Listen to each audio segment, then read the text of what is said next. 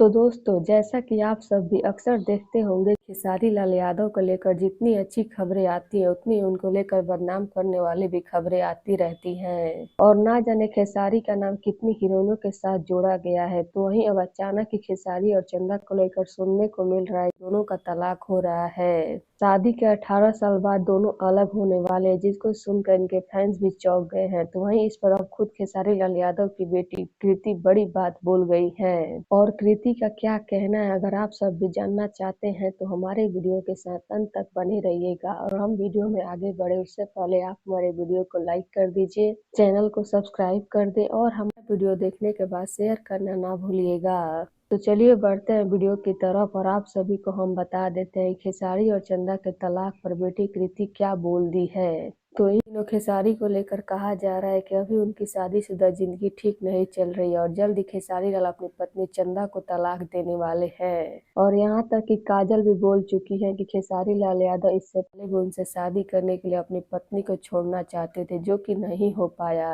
तो वही अब इन बातों पर कृति भी बड़ी बात बोल दी और कृति का कहना है कि मैं मानती हूँ कि मेरे पापा का नाम बहुत सी हीरोइनों के साथ जुड़ता है, लेकिन इसका मतलब ये नहीं है कि पापा उन सब से शादी कर लेंगे। और पापा इतने बड़े सुपरस्टार है तो लोग तो बदनाम करना चाहते ही हैं मेरे पापा को, लेकिन मेरे पापा ऐसा कोई गलत काम नहीं कर रहे हैं। और मेरे पापा मेरी मम्मी से बहुत प्यार करते हैं, इनका रिश्ता हमेशा बना रहेगा, इनके बीच तलाक की बात कभी आएगी भी नहीं। और जो लोग खबरें निकालते हैं निकालते रहिए, पर ऐसा कुछ होगा नहीं। मेरे मम्मी और पापा कभी अलग नहीं होंगे, ये भगवान की बनाई हुई जोड़ी है जो कि कभी नहीं टूटेगी। तो लीजिए, यही बोली है कृति अपने पापा और मम्मी के तलाक पर। तो अब इस पर आप सभी का क्या कहना है, क्या कृति सही बोली है? अपनी राय नीचे कमेंट बॉक्स में जरूर दीजिएगा। धन्यवाद।